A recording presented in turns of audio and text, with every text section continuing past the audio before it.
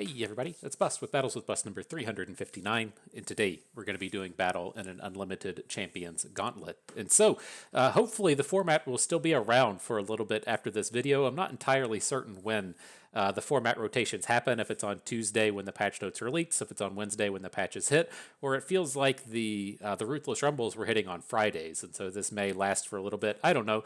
Nonetheless, I wanted to play it because it's fun. I've been having a good time with Champions Unlimited. I really like this deck and a lot that's going on with it, and so I wanted to showcase what we're working with here. And so, at its core, this deck is based on all of the synergies that we're going to see between Akshan and Samira. Akshan wants you to be targeting your units over and over and over again. Samira wants you to be playing a bunch of cards as fast as possible. And then Samira also generates the cards that let you target things. And so we get this really fantastic collection of synergies between Akshan and Samira, but it gets even stronger when we come in and start to tie in these equipment. And so putting a Darkened Ballista on either of these champions is quite strong, turning them immediately into a 4-2 quick attacker, which is going to win pretty much every early game combat. But then when we throw in Samira generating the challenger token, you can pretty much take down any unit at will as well. And so speaking on further to that end, we have this really nice collection of quick attack champions in Akshan, Samira, and Sivir. We mentioned the Samira Flare giving them Challenger, but we also have access to Merciless Hunter, another fantastic way to come in and pass around these vulnerables to take down some quick attack challenges and hopefully clear out the opponent's board, while our early game aggression gets to carry on through with the likes of Crimson Pigeon, Forsaken Bakai, and Legion Rearguard.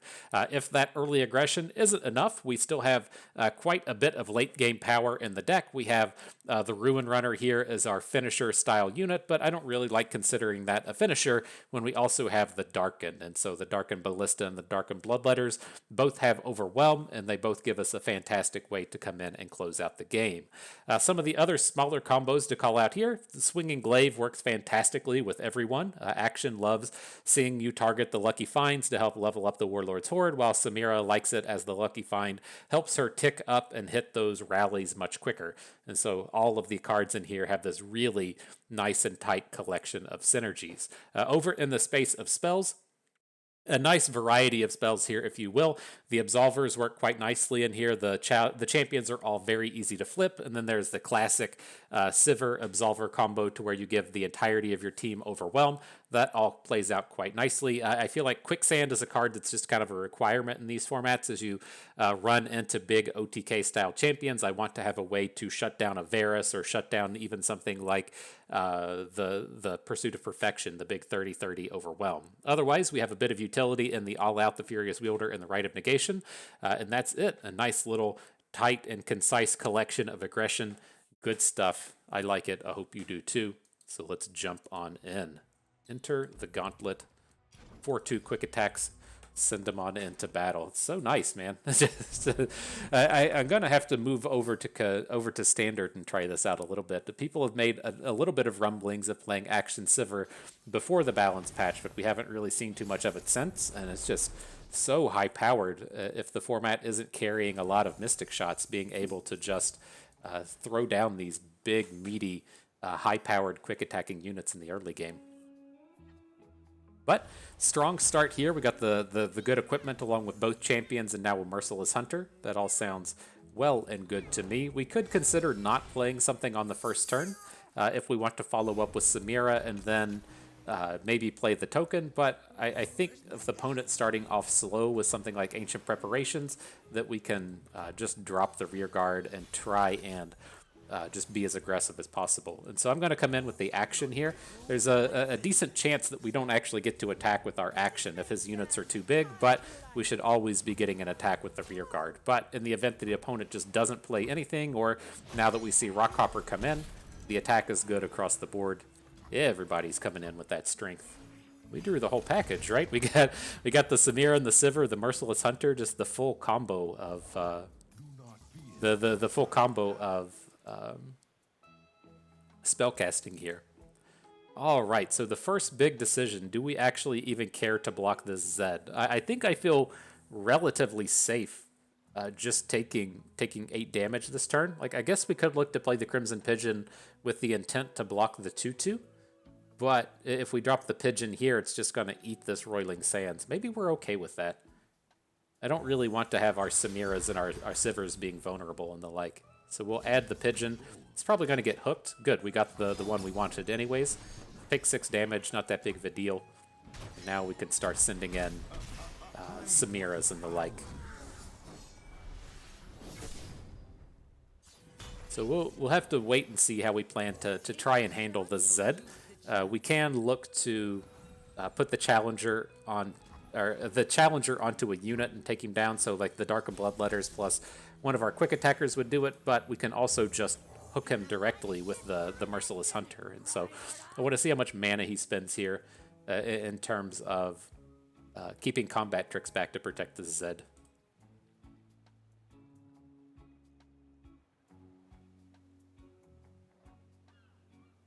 Thinking on it real hard.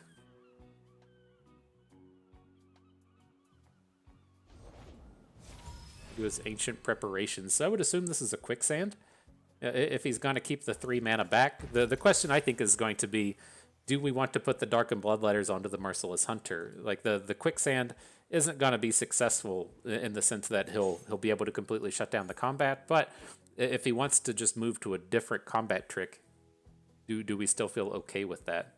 And I think it's fine. If we're just going to assume the Zed is never going to die here, I don't think the points of damage are that important.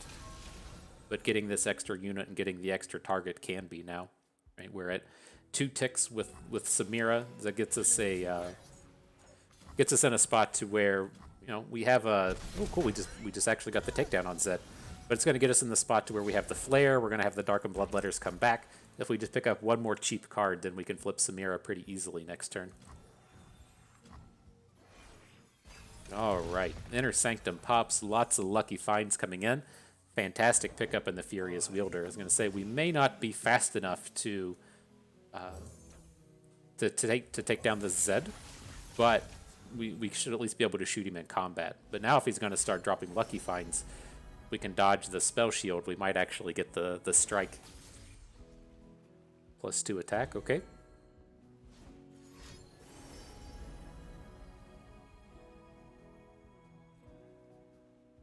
He didn't snap it off, right? So it can't be the big ones.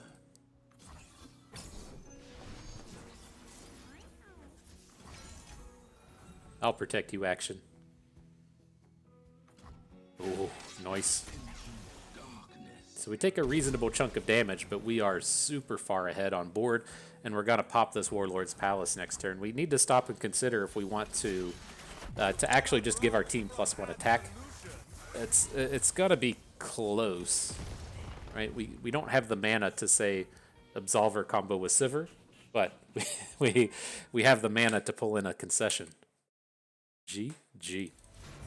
Let's make the next mission riskier, huh? All right, not a bad start.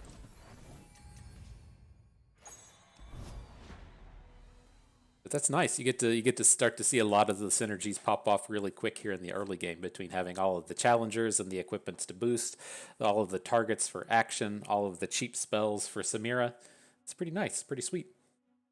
You can also see how dangerous it is to play against Mystic Shots. And so that's the kind of bane to this idea, right? If we're playing Akshan and we're playing Samira and we're playing Merciless Hunter, just all kinds of stuff that just gets domed by a Mystic Shot, and we're not playing any defensive combat tricks in here, and so it can be a little risky in that sense. But I haven't seen tons of Seraphines and Mystic Shot based decks. I'm really surprised we haven't seen a ton of Ezreal just running around, but you know, knock on wood, I guess. he doesn't combo well with Samira, and so that's probably the problem at the end of the day, right?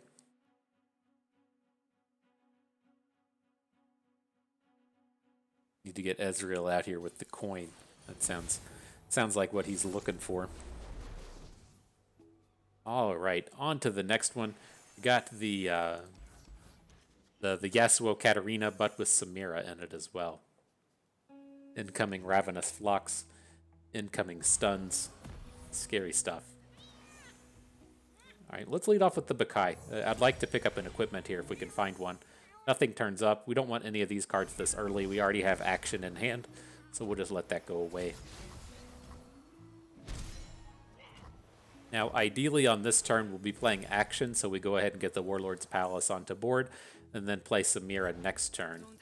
See how it goes. If we're in the spot to where we just end up passing the turn with 2 mana up, it's not terrible. It's not the end of the world.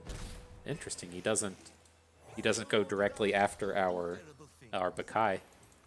Keeps the mana back. It's just a fairly tempting spot to really go after this Samira.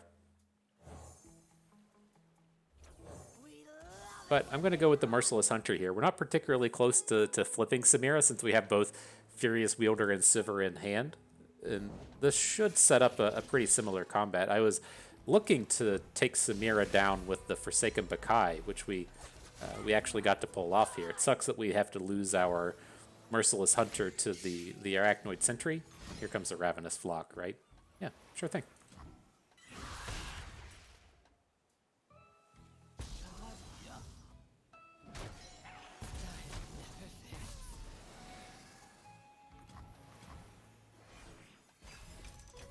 We have to be ahead, right? We have the we have the Warlord's Palace on board, so that means we're winning. I'll feel a lot better if we pick up an equipment. Like if he drops Yasuo here, it leaves us in a lot of trouble. We have to kind of count on playing Sivir this turn, then Samira next turn, and then trying to get a quick attack challenge with the Sivir. But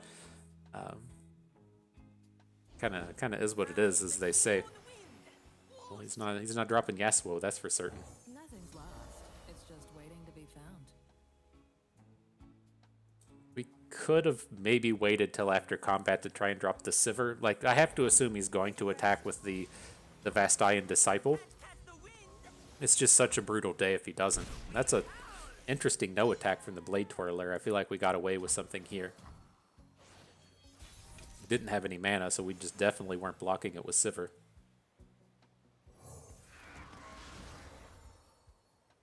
Alright, though. Very bird-heavy draw. I want to see if we can't bait anything out before we just drop the Samira. I don't want her to get immediately popped by an opposing removal spell, and we're not going to get her to flip this turn, right? Even if we played the Pigeon second, like we're Pigeon, we're going to play the token, that's 3, we get a new token, that's 4, and then next turn maybe we can pop something off, but it doesn't strike me as super likely.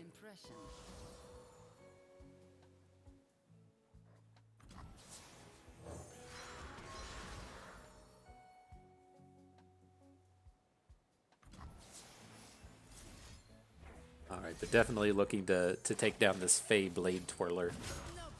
Do we even want to put the damage on Samira? That doesn't seem very good to me.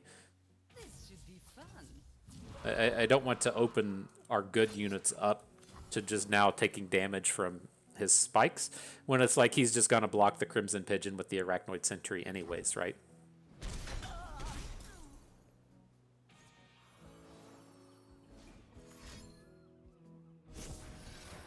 Alright, reasonable enough. So yeah, 1 card short of flipping the Samira now. So if we'd be 2 cards short. I'm going to say if we played the Pigeon in a different order, it might have been okay. What the fuck was that? How did he get a flare? Did we kill his Samira earlier? I didn't recognize that he had that one, but we're looking pretty good now. All these birds ready to do the work.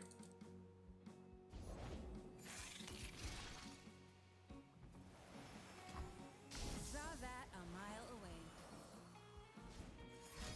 away. Alright, the Sentry comes in, the Shimon Wind comes down. I don't think we want to open attacks. It's like, as he's popping this spell shield, he can still play a bunch of stuff like Concussive Palm. And so, I think we're safe to assume that this Ruin Runner is not going to be getting a combat damage through. But picking up the Swinging Glaive here is kind of nice. Where do we want to put it, though? It's like, it's nice to take it and put it on Samira, but I feel like if she gets her attack stopped and we lose out on the token and we lose out on the lucky find, that's just a little bit too much. And so let's spread out our power just a little bit. I'm going to put the glaive onto the Merciless Hunter, and then we're going to look to flare off the Blade Twirler.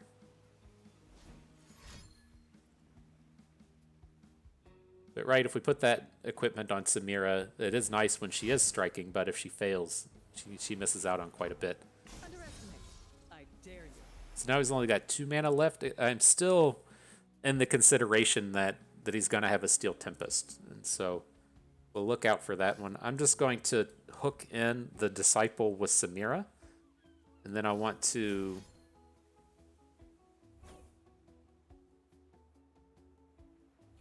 use a bird to take down the Blade Twirler. Hope they're watching.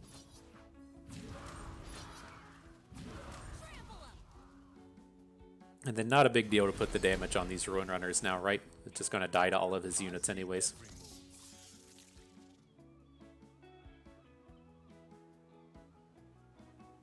So one of these combats should fail, right? Oh, no Steel Tempest? Interesting.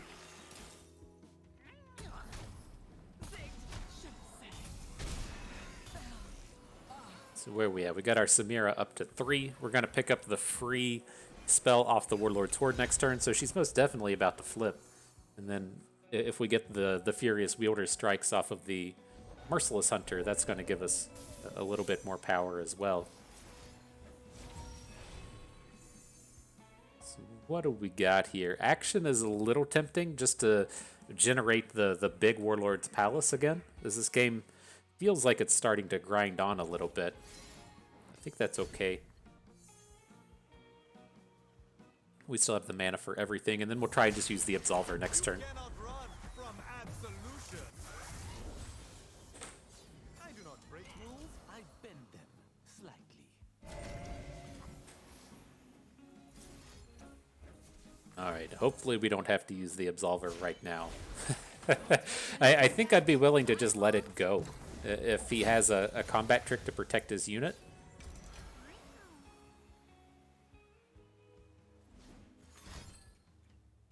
It's a deny. Alright. I just think we're still pretty healthy in terms of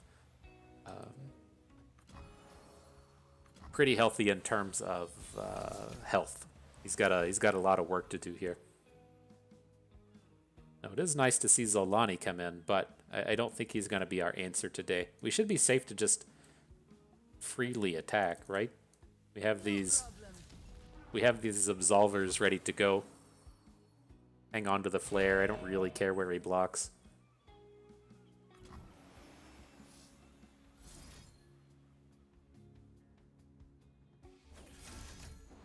You can thank me later. And again, just kind of spread things out as the opponent does play stuns. And so as this board stands, he probably has to stun our Merciless Hunter if he's bringing stuns in. So we have 8 damage from our units on the left. And then assuming both Akshan and Samira strike, we're going to get the second copy of Flare that we need to finish off the game.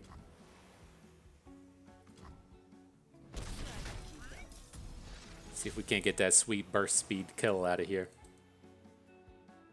You gotta do something fast, C. James 003.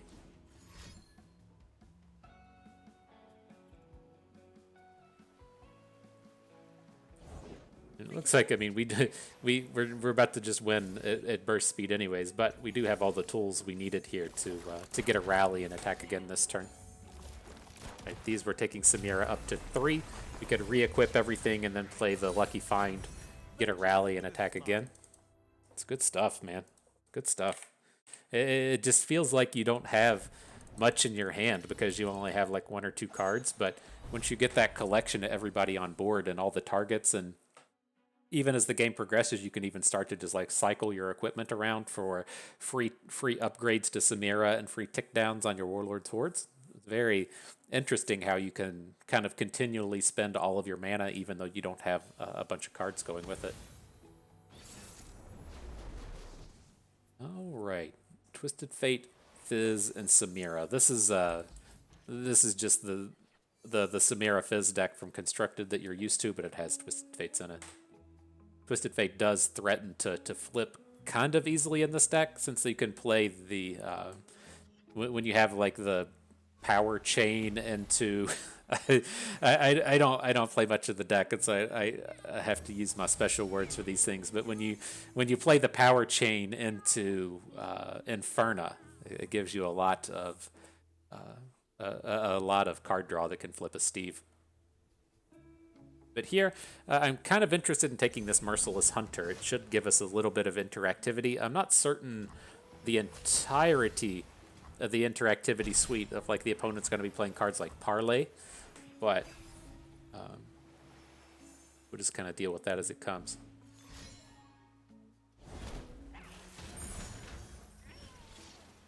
All right, Father Fury, not blocking you.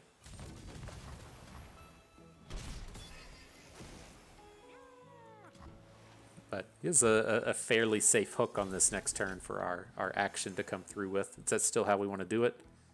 I think so. We love it when they run.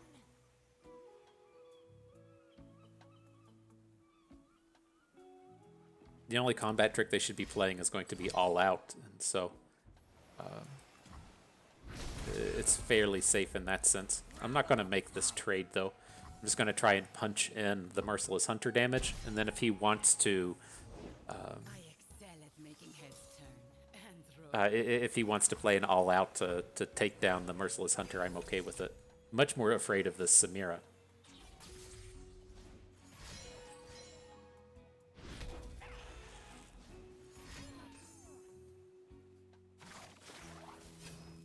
Hope they're watching. Rip Action.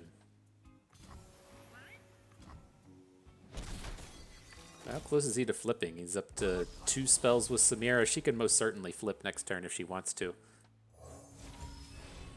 Let's see what we hit. I do like the quicksand in this space. We're like a little light on stuff to do next turn. And so taking the bank with quicksand helps a little bit. Okay. Let's draw that up. We're not going to end up playing it next turn, but I definitely want it in hand.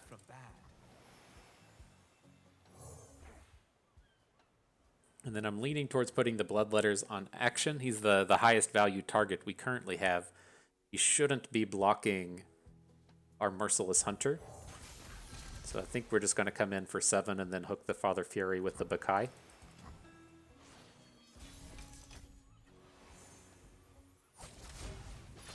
That's right. Run. Do we feel good about that? I mean, we just still have the Ruin Runner in hand. Okay. It just feels like I can't bring myself to just play the Ruin Runner after combat.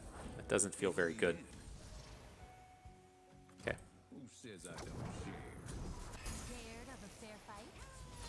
We'll get our So we can switch it this way. The free attack into Father Fury along with an unblockable Merciless Hunter and a high enough health Ruin Runner to kind of dodge this stuff. I'm curious if he ever finds a way to still flip Samira this turn.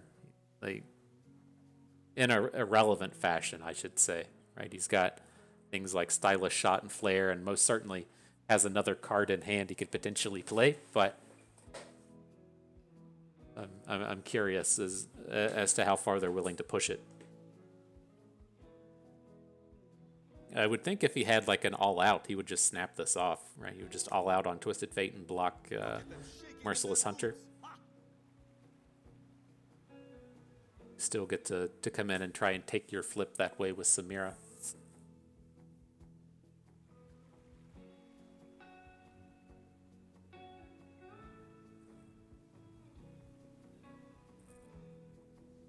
But thinking on it real hard. It's getting close, isn't it, my dude? 4 is a dangerous place to be when you're staring down the barrel of a Ruin Runner. Okay. Barbed Chain? Oh, he's not taking the flip. He needs a 0 mana card to get it.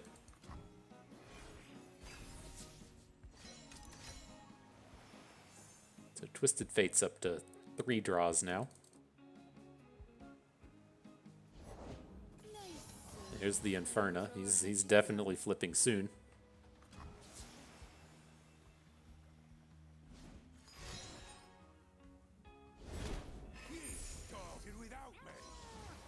Just gotta keep passing. He's got to be taking an attack this turn, right? I mean, he's got the flare and the Samira. At worst, he's going to be attacking with Inferna.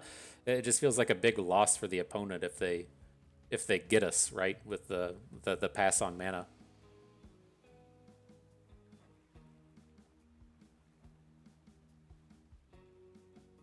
I would assume he's at least got to be hooking the Merciless Hunter.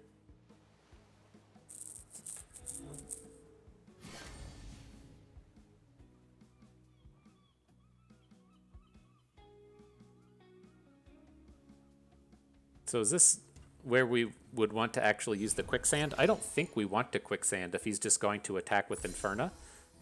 Because then we can next turn, like, we can just Quicksand the Jagged Butcher and then try and get the kill with the Merciless Hunter.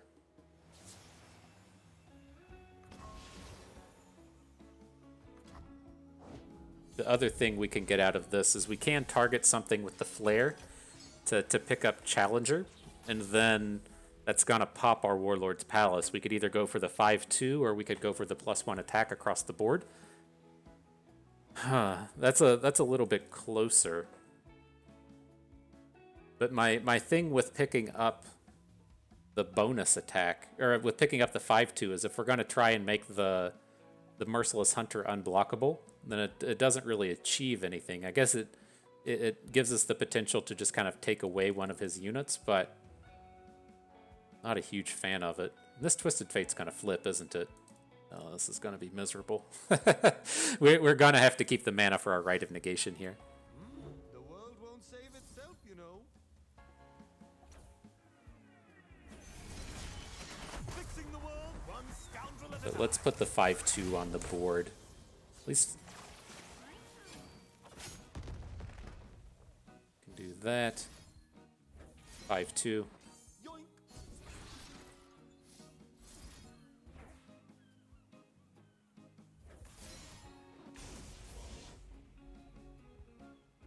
This should be fun.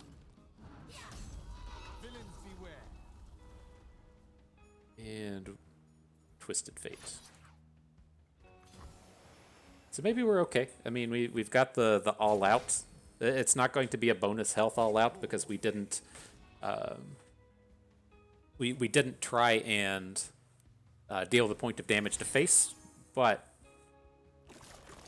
if it's like to overwhelm with this Ruin Runner, that's going to be enough to get the lethal as well. So if he starts trying to pop off with Twisted Fate and draw cards and then start spewing out cards, then we potentially have the kill there. The problem here is like the gold card's going to land on the Ruin Runner, and then the red card kills the Merciless Hunter. And so it's got a lot of really good targets out here. Don't hold anything back. I want.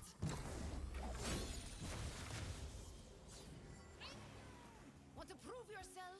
Now's your chance. All right, there's the Twisted Fate flip. Now this game's heating up. How did he draw a card there? I thought he played all out. Oh, it's the Plunder. He drew the card off the Plunder. That's going to get us one short of the kill. I guess with the Samira strike, we'll pick up an additional flare. Right, but he's going to be red carding. We can try and Rite of Negation the red card, but it's tough. That is tough.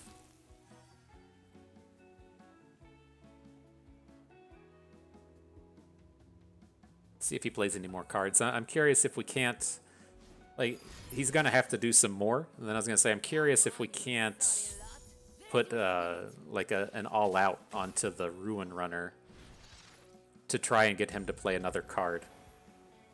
That's 7/7 Inferno. That's insane.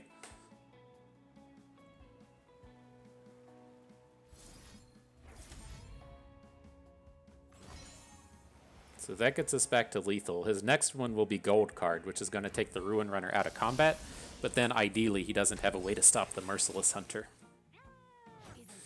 Oof, that's tough. That's tight. GG, my friends. Mark it a W for bust. Move on to the next battle. Vengeance with a smile. Ooh, that's a scary deck, though. I'm curious if that just isn't outright the best deck in the format, playing the Samira with the Twisted Fates. So much high-powered stuff. when Twisted Fate flips, and so many just like burst speed, high powered things that the deck can do. All right, though. Next battle up against Lee Sin OTK style deck. I'd love Quicksand in this space, but it's not good to keep in our opening hand. Let's keep our early game aggression here. We're going to need to try and get in front of this deck before Twisted Fate can come down. And so we are going to have to do battle with a bunch of just, units, right? They tend to play the full package of Reforges, and a Riven flip is kind of scary, but we have to try and get on board here.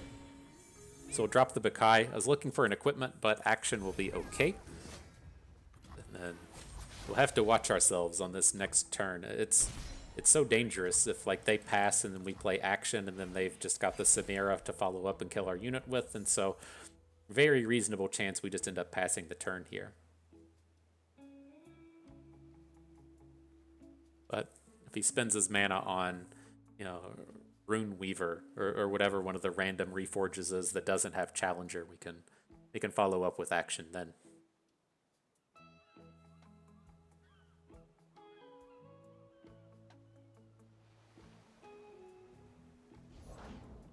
All right, there's the Samira. Turn and roll.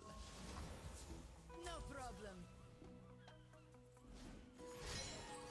problem. RIP Forsaken Bakai. You tried your hardest, my dude. Tried your hardest. I don't need rules to know good from bad.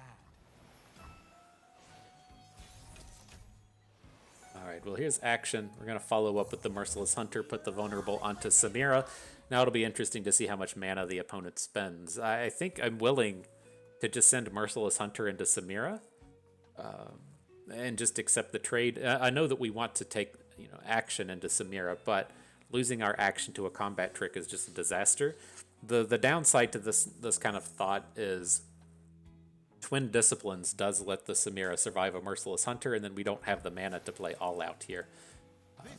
So we're at risk of losing her just because we don't have the mana points. But I'm a little skeptical that this deck would even be playing Twin Disciplines. I think it wants to be on the much more aggressive end of the spectrum.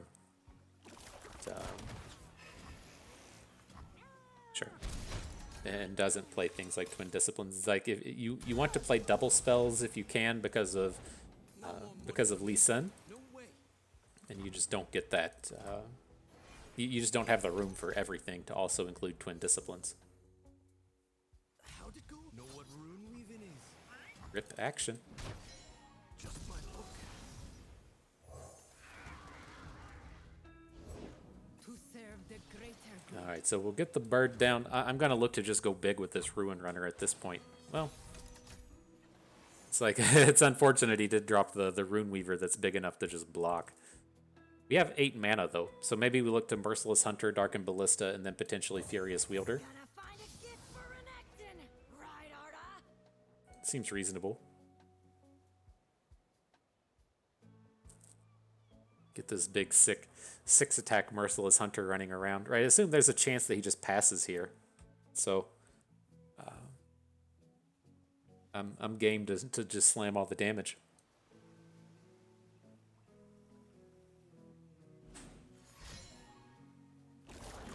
No need to make a name for myself, just an impression. Interesting.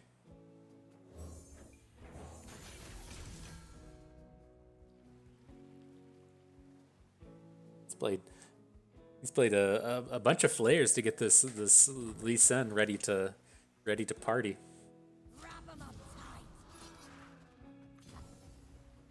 All right, let's just ignore Samira for the moment. I think he's probably just never going to block here, right? And then look to just hook in next turn. He's still at a pretty healthy life total, even if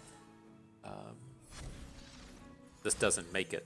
Now, the Whirling Death we have to Furious Wielder through. We can't just lose our units like this.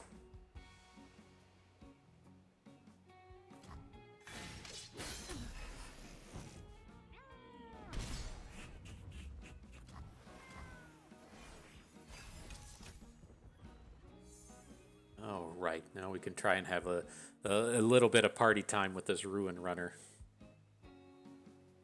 It's an interesting turn. Like if you think back to that last game, how we were using the Sandstone Charger on that critical turn to just come in and end the game.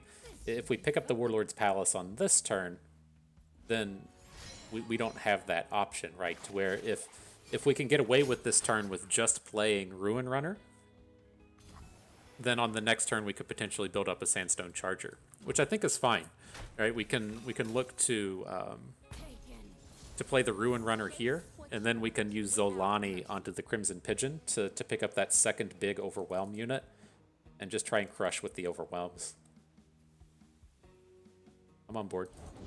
Only I can endure the dragon's fury.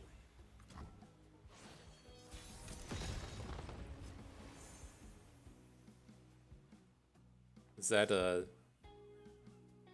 an angle we ever want to take? Let's just lead off with the Darkened Bloodletters here, and then we can reassess. Right, we have the potential to just do a ton of damage having double all out. So it's like if he blocks all of our units at this point, we double all out the Ruin Runner through the Samira or something. That gets us to 8 damage, and then Zolani can send 2 through Lee Sin. So it's pretty close, but I would suspect he's going to play an additional unit here this turn. Just have to see.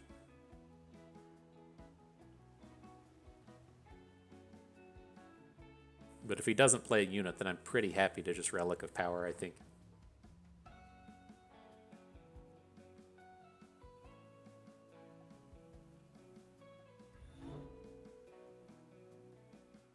It's like, what are we going to draw at this point that's going to help us win the game? I just assume we're going to spew everything onto the board this turn, and then next turn we're going to play the Naganika and hope to close with it.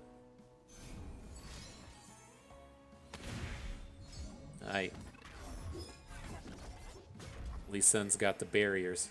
Interesting.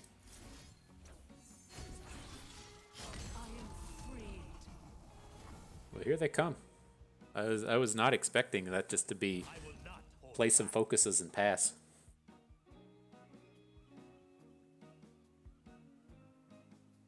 So Lethal on board. He's gonna have to come up with something.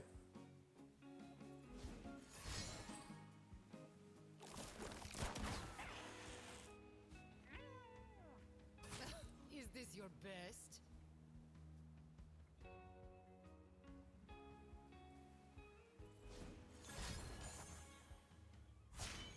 Don't hold anything He's back. put the Twin Disciplines fourth, but he's not blocking a a unit of appropriate size, right? It doesn't have Overwhelm.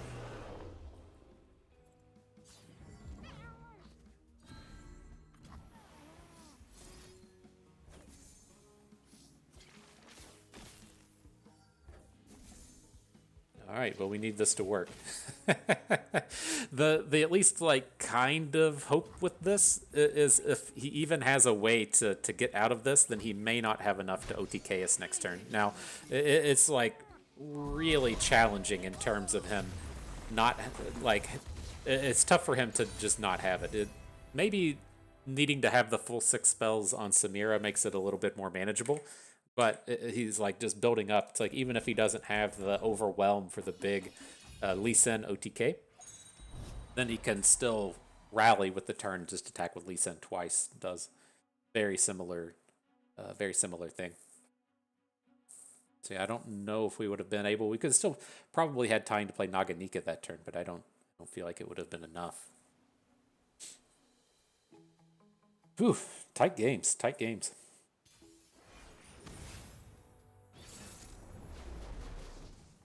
Right, into Evelyn Viego. What do we got? These cards are not 1-drops, they're not action, they're not Samira. Just get rid of everything there. A little bit better. Not excited to have Rite of Negation and a 5-drop in our opening hand, but it definitely looks better than the previous hands.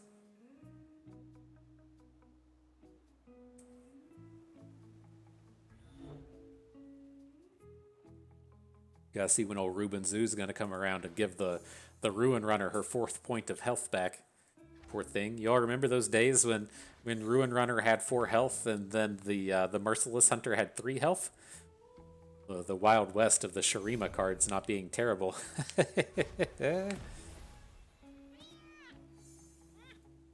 All right, though. Bukai coming in, not necessarily looking for an equipment at this point, right? We'd like to have either a Samira or an Akshan. Samira turns up.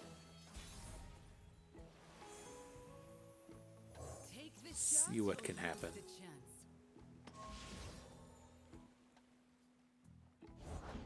Plenty of fire to go around. You can wait a little bit. I do worry about our Samira getting killed by a hate spike. The swinging glaive doesn't quite give her enough health to survive that kind of thing.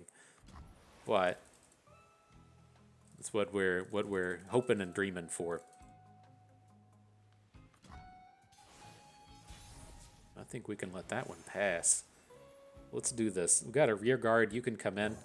I don't think it's worth holding on to Rite of Negation, right? It's not the end-all be-all to let our Samira have a good combat this turn, but it's in the wheelhouse.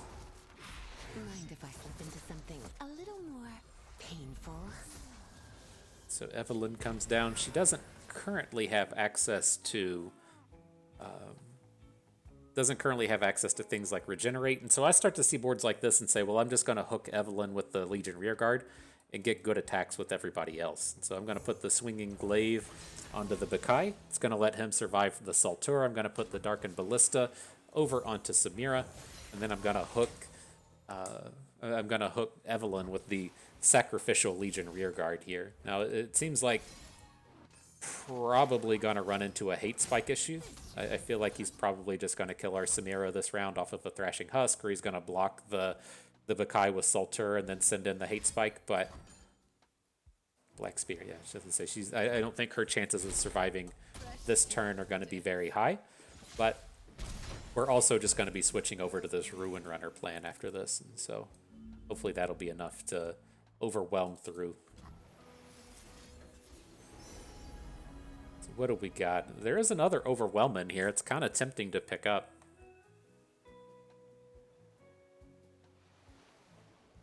I'm also kind of thinking if we want to move... He's holding the Lucky Strike thing, the Swinging Glaive. I'm thinking if we want to, say, put the Naganika onto him so that we can put the Glaive onto our Ruin Runners, but that strikes me as being a little greedy. Let's just go quick attack. We don't have the mana to make those big switches at the moment. So let's see what we can do. It's a scary Evelyn. I mean, she's got elusive, and so you have to give that a bit of credit for causing problems. Just want to be left alone. I never thought of letting them come to me. Are you lights out? All right, that's a lot of keywords running around. I'm just going to drop the Ruin Runner. It's capable of taking down this bigger unit. It doesn't have elusive just yet. Then I'm going to hold on to the point of mana. On this next turn, I want to be able to play both Merciless Hunter and Rite of Negation so that we can ideally take this Evelyn off of the board.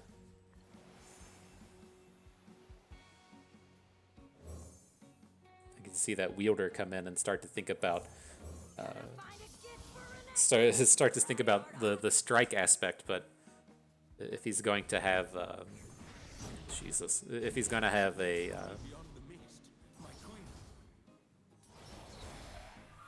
spell shield, it's not quite doable.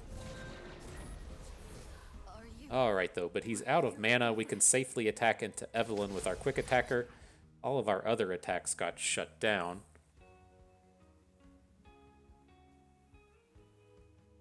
Doesn't have to be that way, though, right?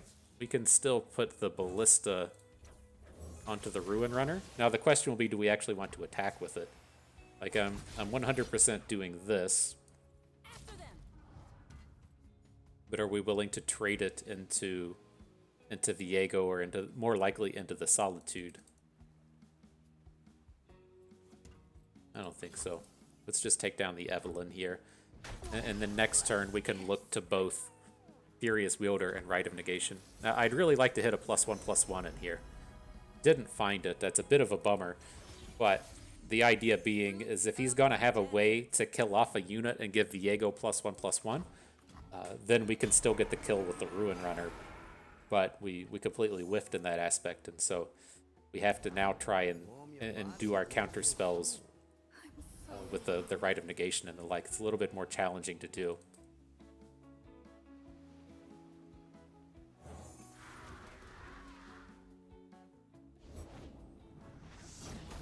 Just got another Evelyn, huh? Shit. I was sitting here thinking as to whether or not that kill counted, because it doesn't count as a slay, right? Killing the units, but it does count towards Viego. That's a bit of a disaster. Of course, he hits elusive on Evelyn again. I love it when they scream. Wow, this guy just does not like attacking. All right, well, definitely blocking with the Lucky Find. This block on Saltura feels safe as well. Maybe we can cycle this back around, right? If we now find a Lucky Find to give the Ruin Runner the bonus attack. Where you at? Ooh, almost clicked on the wrong one. All right, +2 attack, perfect. That's what I like to see.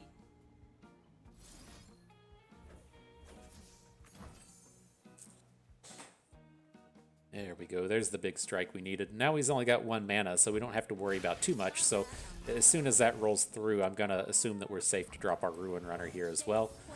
And then ideally, take this game down with our attack here. That was hot. Are you? So if he, to take a peek at his blocks real quick, he's got a free one onto the Ruin Runner. That's 0 through the Solitude. He puts Evelyn in front of the other Ruin Runner. That's 3. So we've got 3, 6, 10, 14. Going to be short on damage, but we have to take the opportunity just to clear out his board. There's no getting around it. So we're going to have an attack like this. These all come in, and then at least our big Ruin Runner does have quick attack. So he does have to put either Evelyn or the Solitude in front of it, and then our big unit's still just going to survive. Time to die. So that's pretty cool. Oh man, we didn't have the stats to kill Evelyn though. That's less cool. I don't know about this anymore.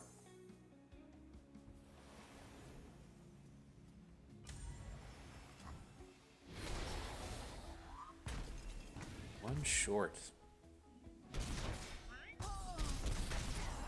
Gotta find that Samira for the flare kill.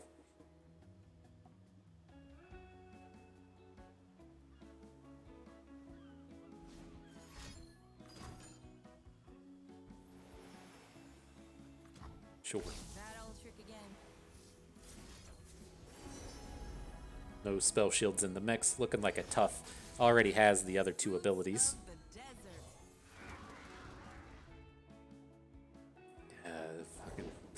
desert. Just seeing this elusive Evelyn hang out just to make you grumble a little bit. Sure.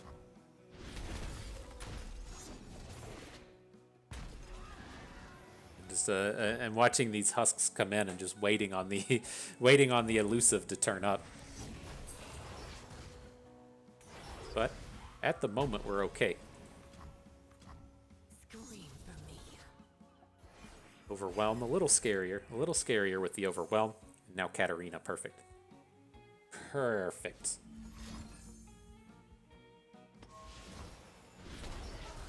A little, is it flashier than the Samira kill? I'm not entirely certain. Let the blood Not entirely certain.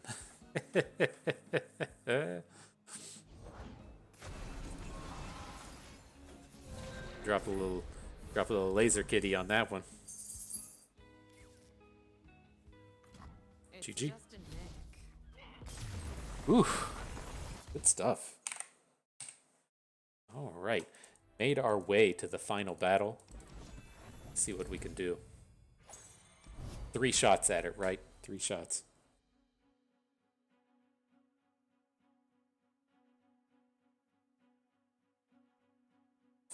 Come on, kitty, you want to hang out? Come on. Get a little kitty on here. She's gonna be a bit confused. I was hanging out with some other kitties today Got that stranger kitty scent on me. She knows. She knows. All right, looks like the match has been found. Let's see what we can do. Do you think BM stands for bowel movement? putting in the hard-hitting analysis on the opposing names here. It could. It most certainly could. I think that's a reasonable assessment. Look at this classic aggro start. You got the 3 1-drops for the first 2 turns of the game. Maybe tie that right into Samira. We'll have to see if he drops a Teemo. I mean, he's playing Teemo Tristana, so I assume he's not playing like a real Teemo deck. We're not going to get puff capped out of this game, so I don't think it's super important to try and go after that turn 1 Teemo. Zabakai, I think we do want the Bloodletters.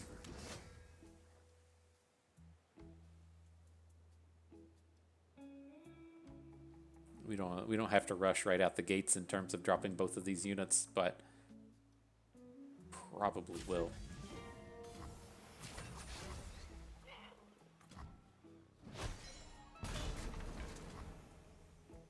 So what I like to do in this spot is, you know, there's a lot of cards he can play that cause us problems, right? Even if it's just like a random 2/2.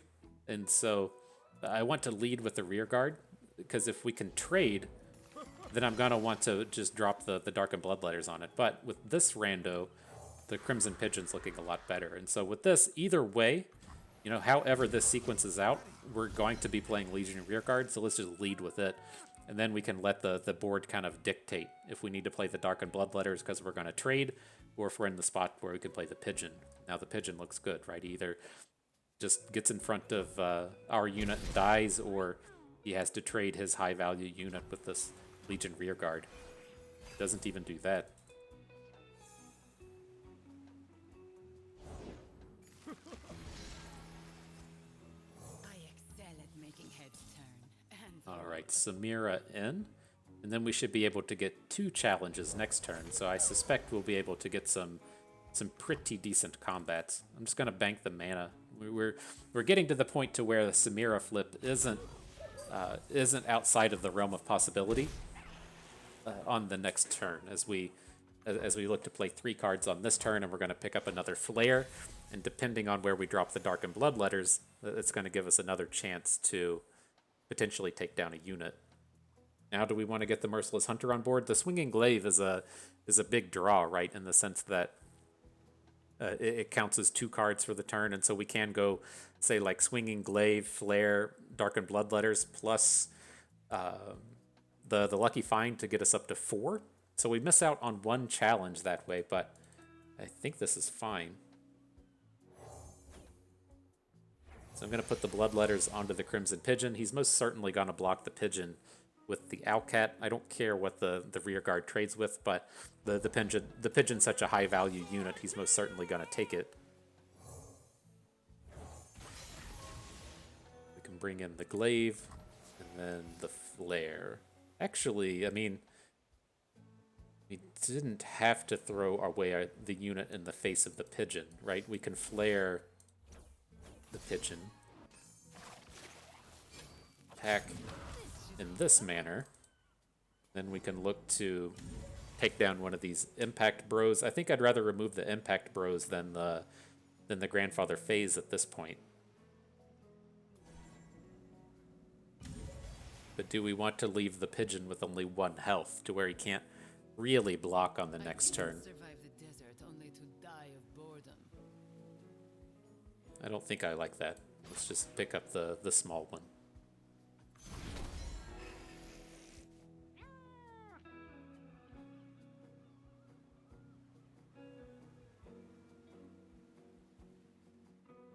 We could stop a bit of this, right? We do have the quicksand available to take away some of the abilities, but this is good. Oh, it's a fantastic block. I like seeing that. All right, well, here's the Lucky Find onto Samira. See if we can't find something a little bit defensive in case she needs to block this turn. +0/+2 is fine. There was an overwhelm in the mix, and I think if we were a little bit closer to flipping, or I'm sorry, if we were already flipped and we were close to the rally, I would be okay with that. But given the state of this board, I wanted to take that just a little bit slower.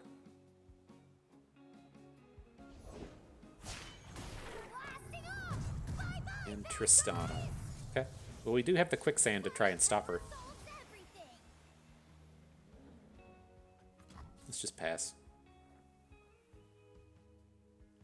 I think if he, at the end of the day, if he just wants to send it back to us with his Tristana on the board and we get a 3 bank out of 5 mana, that's okay. Just Samira not flipping isn't the end of the world.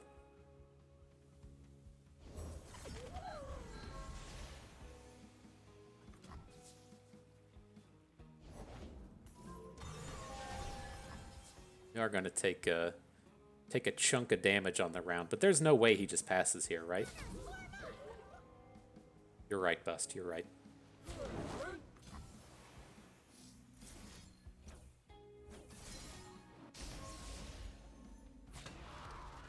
And the biggest thing Samira can block. Ugh, this is nasty, isn't it?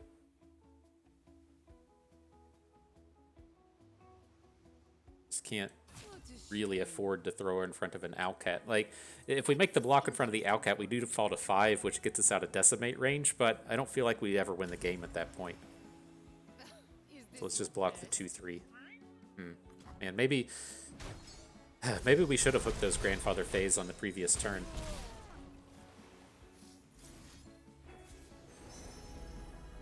So what can we pick up here? Now we can just go for something like Fearsome. Just when you thought you'd seen it all.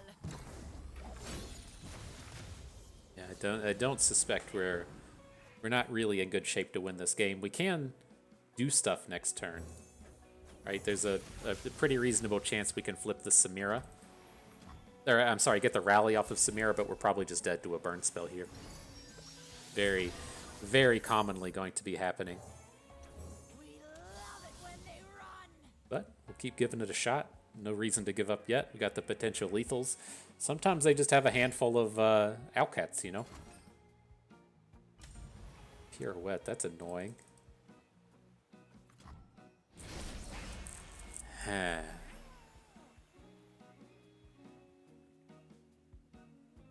That is annoying. Alright, well. We're doing this 100% of the time, right? The question's going to be, let's give him the chance to fail. If he, well, I don't think the chance is entirely going to turn up, but let's see if he blocks.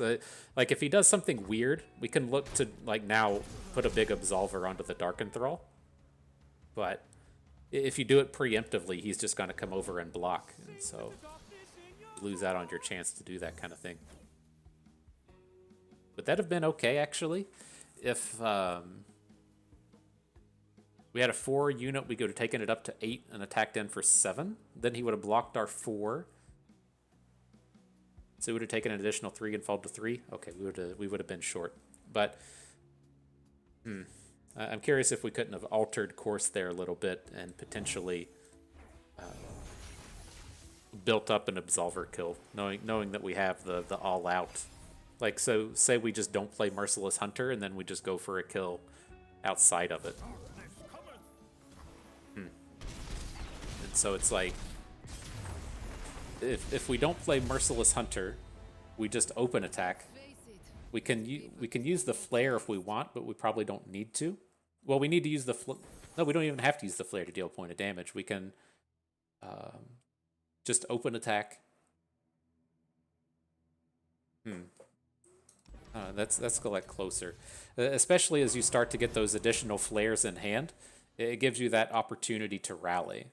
Right, so if instead of spending 3 mana on the Merciless Hunter, we like send the flare to face, we play the 2 copies of Absolver, we get the additional flare that's 4, and then we play the All Out that's 5, and then re-equip the Darkened Bloodletters, and that gets us up to 6, and we get a rally. Probably don't get to attack again because he's got the All Out, or he's got the Pirouette, but Maybe that would have been a safer angle, but I will concede that the amount of times I would expect Pirouette to come out of that deck are right around 0. So it's a little tough in that sense as well. But I think all things aside from that last turn, I mean, I don't know. It's like we had that one critical turn where we attacked and we challenged down an impact unit instead of challenging down a Grandfather Fey, and the Grandfather Fey only gave out like one additional point of attack. I don't feel like we really missed out on that turn. I don't know. That's tough. That's a tough spot.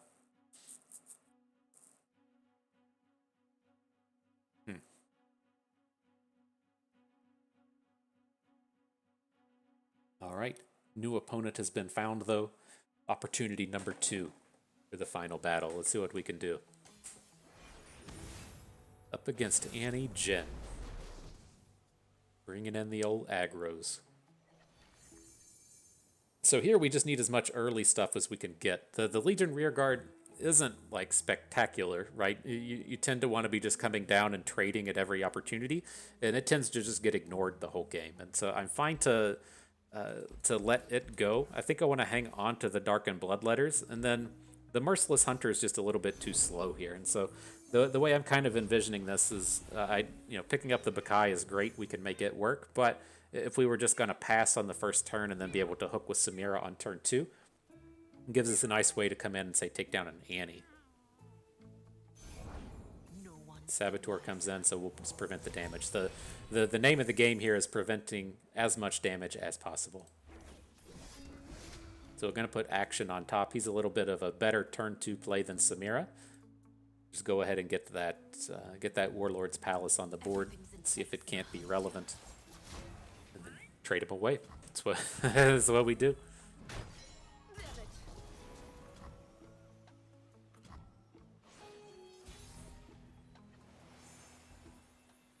I do not break rules, I bend them slightly. So I'm curious if this like draws out a bird, right? The 2/3 stun bird. It doesn't even feel that terrible if he just takes the stun onto Akshan and we pass the turn. Next turn we get to play Samira and the Bloodletters. Like once we get the Bloodletters down and we're threatening to make a trade on this unit, I feel pretty decent. And we got the bigger version. Explosives primed. So he can't daybreak us anymore. We can look to get 2 units on the board. I don't think I'm quite ready for that. Well, maybe if we trade away both... Well, we can't trade away both units, right? We just have to accept the Sunhawk damage. But let's see if he has a follow-up play. The other thing that kind of worries me about this board is...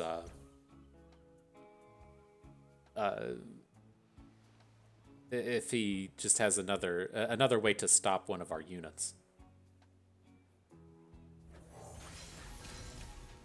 But here again, we're gonna go for a not full prevent on the damage. Well, we actually, if we're just gonna come in, this is kind of tough, right? We're 100% making the block on the 2/3, but I kind of want to block the Legion Rearguard and then plan on hooking in the Saboteur next turn. We take a point less of damage this way, but if opponent has another stun, right? We're going to play Samira, then if he has another stun, then we are in a bit of a bind. But we do have the Dark Enthrall on board, so if it really comes down to it, we can use it to hook in a unit. Actually, let's do it this way.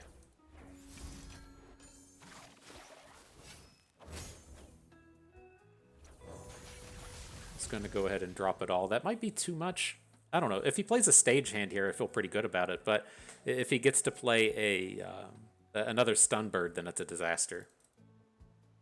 He probably doesn't have any ways to just deal a single point of damage to the Dark Enthrall, right? I would say that that's probably accurate. Don't ask for permission or forgiveness.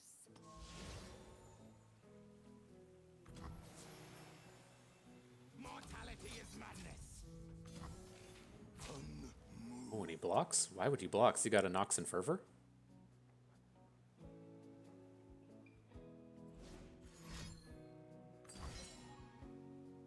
Interesting. Well, that's good for us. We lose out on our unit that can't block. We get the kill on his thing. Our life total is quite high right now. Definitely feeling good about this. Reporting in. Gonna find a gift for Renekton. Almost willing to just take the damage from the Legion rearguard, but we're like so close to just being safe. I mean, he's only got one card in hand at this point. And then we get, I think the thing to worry about is we don't have, if like the Samira falls and we just don't have any units next turn, that's the biggest disaster we can have. And so I think it's probably okay to fall to 10. You know, that's like a lot of work, a lot of decimates to actually deal that much damage. And then we can just feel safer in having 2 units on the board. About to start making some magic happen here.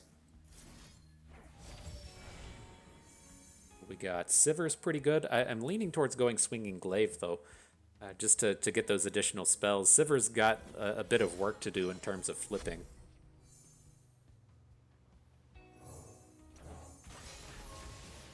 So we're going to Glaive the Samira. I want to put the Ballista onto the Dark Enthrall.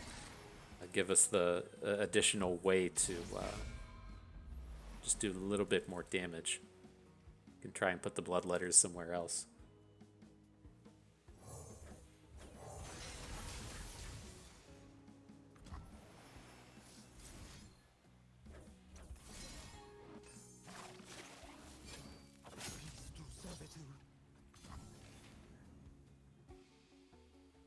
I'm gonna get you flipped, Samira. You're so close. It is so close.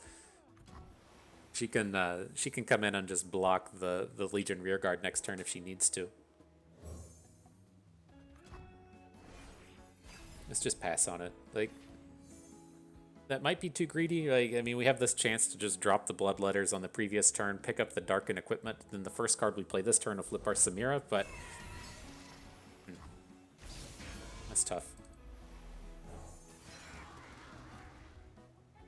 Definitely feel okay about this now, though. This game should be pretty donezo. Is this your best?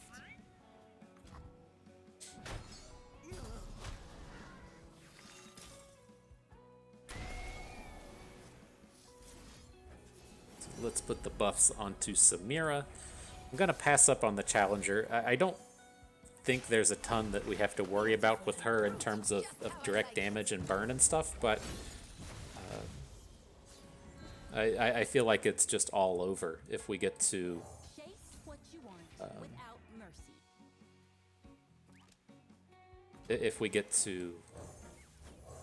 protect her.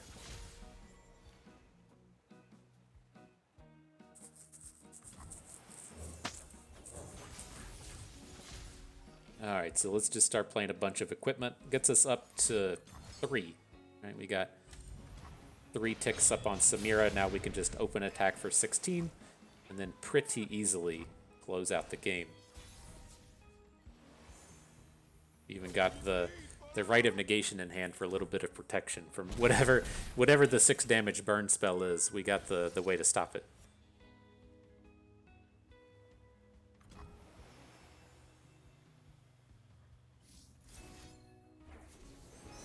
All right, we'll Lucky Find into Spell Shield. That's what I like to see. Got a flare. Got a flare. That's going to be good for a rally. Isn't it thrilling? Here comes the squad for round 2. GG. All right. All right. Market a W for Bust. A little bit of a 6-1 run. Not a bad set of games. We could pull this up and talk about it a little bit more. So, again, I'm glad that we got to hit on a lot of those kind of high-powered combos that you can do with this deck. It's a lot of synergy between the one-cost equipment and the Akshan wanting you to play cards and Samira wanting to see you play these cards. Like we were kind of like cycling the equipment at the end of the game, getting double bonuses along the way. But then both champions are quite good if you give them bonus attack, since they have quick attack. Attacking with a 4-attack quick attacker because as Dark and Ballista is quite strong. And then you can kind of tie that in with the challengers that you get from Samira and the vulnerables you can deliver with the Merciless Hunter, and then even having the slightly larger quick attack based champion in Sivir. We didn't see much Sivir today, but giving you another way to really synergize and tie it all together. And so, very powerful set of units that we have here. And then having the spell shields in the upper space and the ways to generate spell shields. All in all, it's great stuff that you actually have access to here. And so I'm really happy with the main core of the deck between the champions, the equipment, and all the units. The space to where I can't entirely sell myself on are the 2 copies of All Out and then the 2 copies of Furious Wielder. And so there is a reasonable chance that the All Out should just be Shaped Stone. I really like having access to the 1 mana combat trick because the price you're paying is ultimately exceptionally important in these matches, since that can mean the real difference between flipping a Samira when you need to or not, or if you're trying to chain off a bunch of spells. Just having that 1 mana trick to win a combat is often enough, often all enough to really be what you need. But the All Out's a little bit better on the front end, especially considering we have so many quick attack units that if your health only matters if you don't have enough attack, then you would rather play All Out. But if you're trying to protect yourself from things like Mystic Shot, then having access to Shaped Stone is a little bit better. And so I'm still not certain which trick I would prefer there. I feel really good having a cheap trick in the deck, but I'm not certain how we want that. And then the Furious Wielder spot's kind of rough. I like having accesses to the strikes. I've even kind of considered playing things like Bloody Business, because it's not unheard of to get these 5 attack units, and you're not playing it in the very early game anyways. But I've kind of landed on Furious Wielder as our kind of strike of choice. You could also look to play something like Grappling Hook, but I don't like the Grappling Hook is slow.